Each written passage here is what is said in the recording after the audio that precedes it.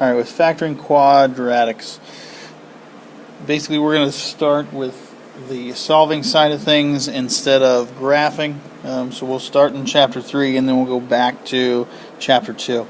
So whenever we factor quadratics, what I'm looking to do is I'm looking for two numbers that will multiply together to give me a positive 9, and then will combine to give me a positive 1 in this case.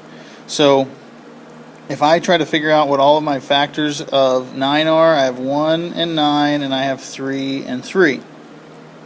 So of that, I'm looking for two numbers that will combine, in this case add, okay, since that's a plus, okay, that will add to give me a positive 1. So negative or 1 and 9 will not work. 3 and 3 will not work. So in this case, since there are no possible factors, I will just put not factorable. Okay, now with this, I do not want to put no solution because there is a solution, and we'll get to that later. Okay, for right now, it's just not factorable. Same way will fit over here with number 2, is that I will look for two numbers that will multiply to give me a negative 6. So if I have two numbers that give me a negative 6, it's going to open up a few more possibilities. So I have a negative 6 and a positive 1. I have a positive 6 and a negative 1. Then I have a negative 3 and a positive 2, and a positive 3 and a negative 2. So of those, what I'm looking for is, since they're opposite, that's why I have the negative, that's why I have one positive and one negative. Remember, it's a negative 1. So I'm trying to figure out which two values will combine to give me a negative 1. Obviously, negative 6 and positive 1 is a negative 5. 6 and negative 1 is a positive 5. Then I have negative 3 and positive 2 is a negative 1. And then 3 and negative 2 is a positive 1. So the only option that works here is going to be the negative 3 and the positive 2. So I'm going to have in my two parentheses, since it's x squared, I'm just going to have x, and then negative 3 or minus 3 and positive 2. Now on example 3 and 4, okay, it's not as simple as, well, I have a lead coefficient of 1, so I'm just looking for two values. So what I would suggest doing, okay, and what you should have been taught at some point, probably in your Algebra 1 time, is factor by grouping, okay, or maybe what I always would do is make the x and then go from there. So in doing that, you have different values. Okay, you have an A value, you have a B value, and you have a C value.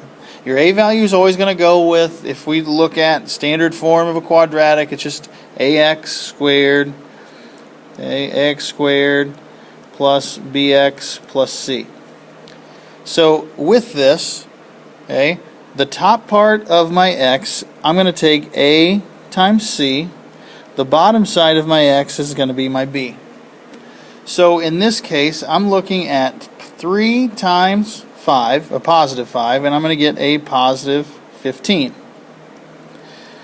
The b is going to be the whole thing, so it's going to be a negative 8. So with that, I'm looking at all of my factors of 15, okay, that would give me a negative 8. So if I have all of my factors of negative 15, or of a positive 15, I'm going to have 3, if we just start at the beginning, let's start at the beginning and go, I'm going to have 15 and 1. Okay, I'm going to have 5 and 3. I'm going to have negative 15 and negative 1, and I'm going to have negative 5 and negative 3. Since this is a positive, okay, since that number right there is a positive, then all of these signs need to match. So from there, I want to figure out which ones can I combine to give me a negative 8. Well, negative or positive 15 and a positive 1 do not give me a negative 8. 5 and 3 They give me a positive 8. That's not negative 8. Negative 15 and negative 1, still not a negative 8. So negative 5 and negative 3 are my two options. So I have negative 5 and negative 3. Now, to me, it does not matter what order you make it. So all I'm going to do is I'm going to turn this into a factor by grouping. So whenever I make this factor by grouping, I'm just going to rewrite the 3x squared. And instead of having negative 8x, I'm going to rewrite this as minus 5x minus 3x and then plus 5. So the only thing that changes is the middle. Okay, where did I get those numbers? From right here. Okay, that's where the negative 5 and the negative 3 came from. Then I'm going to use factor by grouping. Okay, so factor by grouping is whenever I have 4 terms, I'm going to look at my first 2 values and I'm going to factor out a common factor. Well, I have a 3x squared and I have a negative 5x, so I'm going to factor out an x. So I'm going to have 3x minus 5. Now, whenever I do this, whatever I have in this parenthesis, I'm just going to rewrite it. I'm going to have 3x minus 5.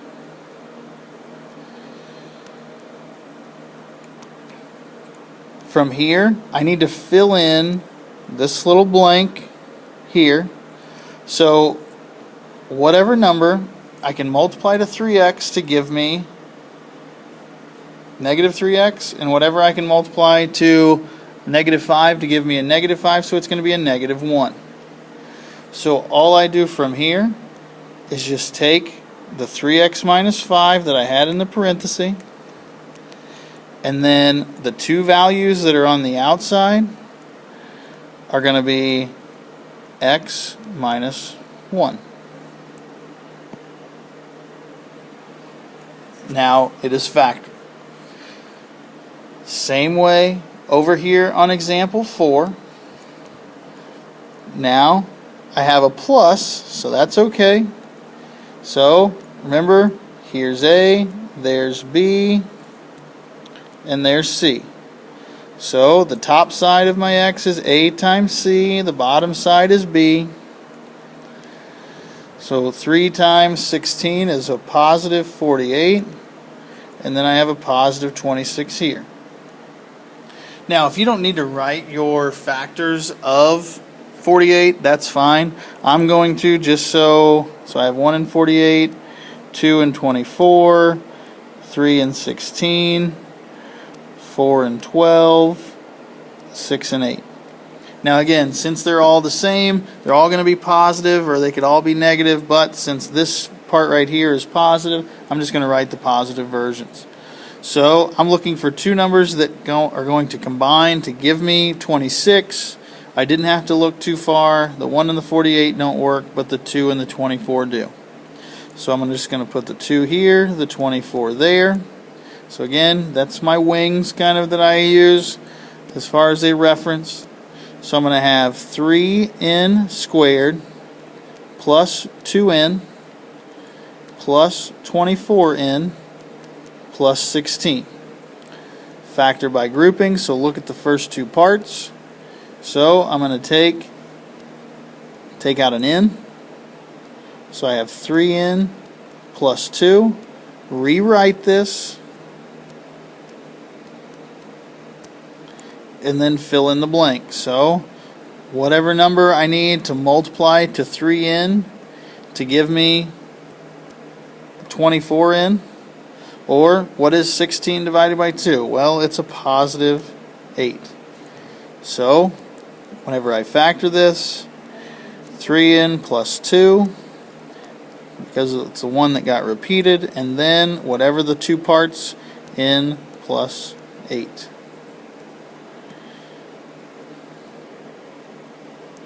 Next 2 examples. So on 7.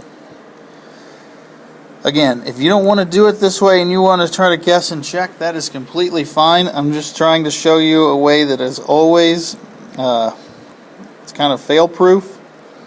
So again, 3 times, so A times C. So A times C is going to be 3 times negative 6, so that gives me negative 18. And then b down here is negative 7. So I'm looking for values that are going to give me a negative 18. Again, if you don't want to write it, that's fine. I'm going to have negative 18 and a positive 1. I'm going to have 18 and a negative 1. I'm going to have a negative 9 and a positive 2, and I'm going to have a positive 9 and a negative 2. You can keep going and having negative 6 and positive 3, and then positive 6 and negative 3. Or if at some point you see what it is, you see what's going to give you negative 7, then just stop right there. So it's not here. It's not here. There's my negative 7.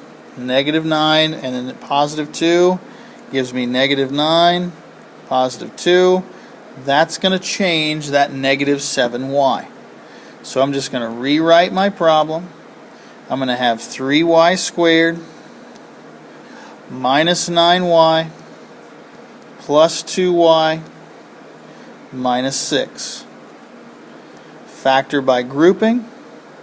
So I can factor out a 3y out of each part.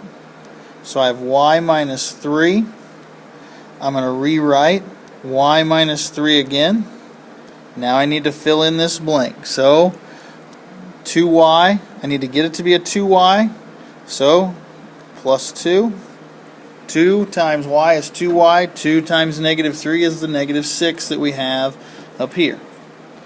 So then for my final answer, all I'm going to do is just rewrite what's in the parentheses, so y minus 3, and then I'm going to write what is left on the outside, so 3y plus 2. It may seem like a lot of work, but it's always a fail-safe, and to be honest, unless you just do a great job with kind of guess and check or your numbering, then this is probably your best way to go. Okay, because then we can keep you kind of on track and we can keep everything kind of in there.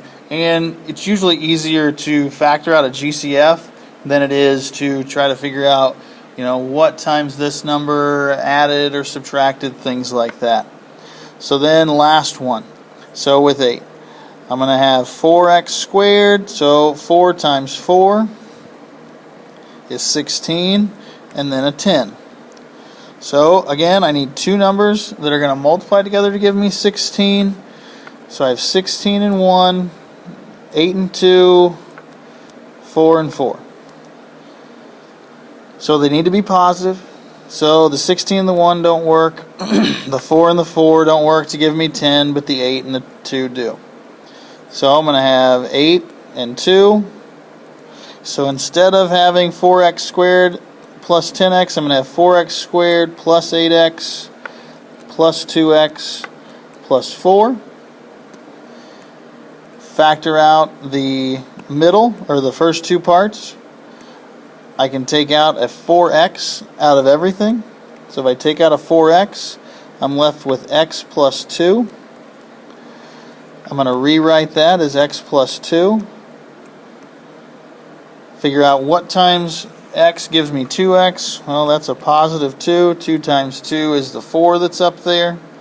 So then I have x plus 2.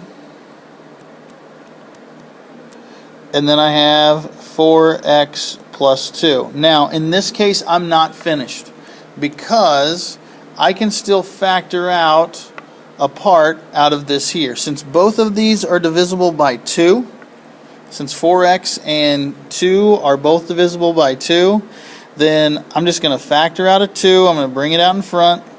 I'm going to have x plus 2, and then there's 2x plus 1.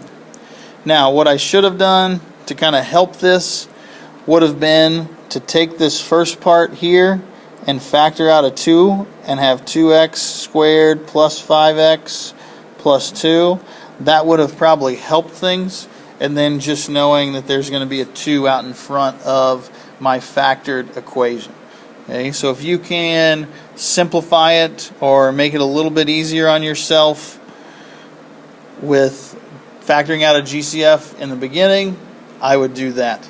Okay. I missed that at the beginning, but it'll be okay. It all worked out.